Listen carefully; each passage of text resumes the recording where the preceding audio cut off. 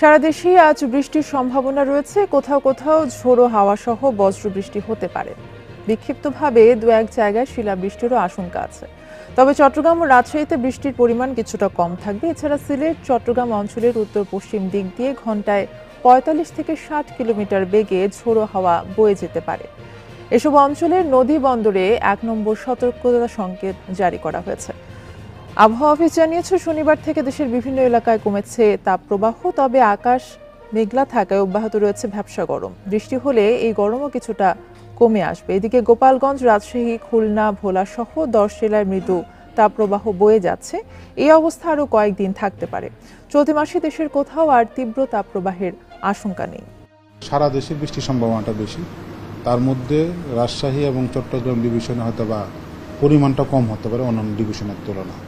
ওই দুইটা ডিভিশনে কিছু কিছু জায়গায় বৃষ্টি হতে পারে। আগামী যে